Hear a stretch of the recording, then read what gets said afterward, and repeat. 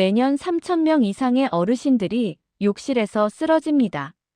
하지만 진짜 문제는 미끄러짐이 아니었습니다. 다리 혈관이 막혀 심장까지 도달하지 못한 피. 그 순간 몸은 스스로를 포기하기 시작합니다. 당신이 매일 씻는 그 5분이 요양원에 갈지 100살까지 걸을지를 결정하고 있습니다. 75살 매일 깨끗이 씻으시던 분이 어느 날 갑자기 계단에서 다리 힘이 풀려 쓰러졌습니다. 의사들은 말했습니다. 혈관이 막혀 있습니다. 다리에서부터 이미 시작되었어요. 그분이 놓친 단 한 곳. 바로 당신도 지금 이 순간 놓치고 있는 그곳입니다. 지금 이 순간에도 당신의 다리 혈관은 조용히 막히고 있습니다. 아무 증상도 없이, 아무 통증도 없이. 10년 후 두 사람이 있습니다. 한 사람은 요양원 침대에, 다른 한 사람은 손주와 산책하고 있습니다.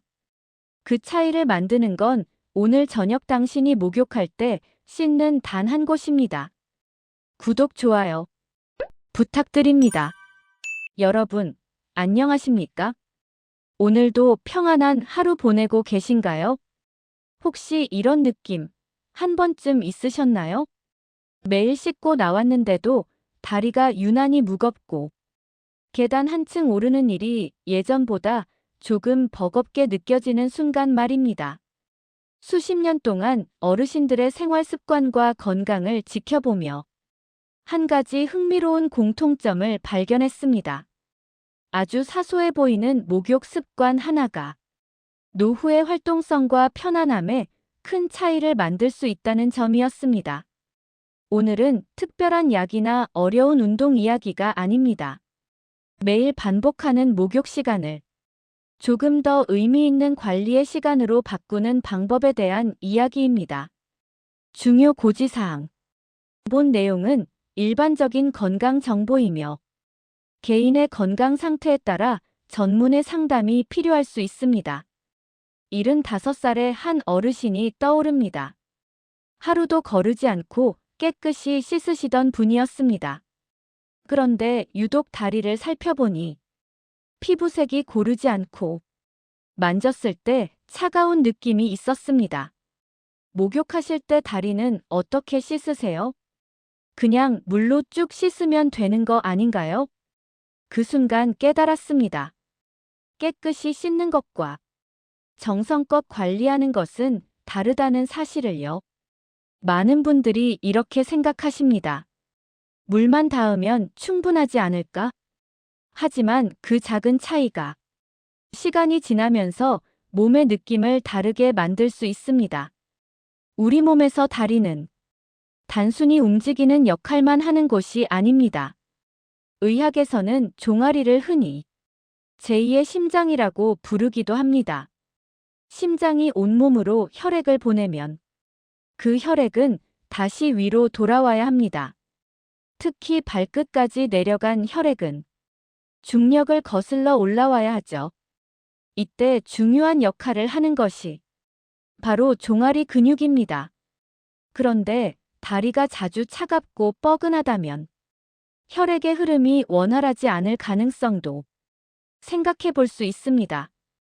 그래서 다리는 조금 더 관심을 가지고 돌볼 필요가 있습니다. 한 조사에 따르면 고령층 다수는 다리의 불편함을 나이가 들어서 어쩔 수 없는 것으로 받아들입니다. 그리고 대부분은 이미 매일 목욕을 하고 계십니다. 상체는 꼼꼼히 씻고 얼굴과 머리는 정성껏 관리하지만 정작 다리는 물로 빠르게 헹구고 지나가는 경우가 많습니다. 허리를 숙이기 힘들고 욕실에서 미끄러질까 걱정되기 때문이죠. 하지만 작은 시간을 조금만 더 써도 몸의 느낌은 달라질 수 있습니다. 그 어르신께 이렇게 말씀드렸습니다.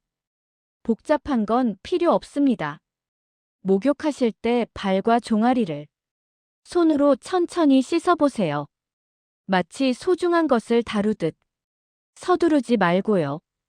3주쯤 지났을 때 그분의 표정이 달라졌습니다. 아침에 일어날 때 다리가 훨씬 편해요. 밤에 자다가 불편해서 깨는 일이 줄었어요. 생활 속 작은 변화가 몸의 체감을 바꾸기 시작한 순간이었습니다. 이제 방법을 말씀드리겠습니다. 목욕 시간 중 5분이면 충분합니다. 첫째, 따뜻한 물로 준비. 미지근한 물을 발과 종아리에 1분 정도 흘려보냅니다. 둘째, 발바닥부터 손바닥으로 발바닥 전체를 둥글게 문질러줍니다. 발가락 사이도 천천히 씻어주세요. 셋째, 종아리는 위 방향으로 발목에서 무릎 쪽으로 부드럽게 쓸어 올리듯 씻습니다.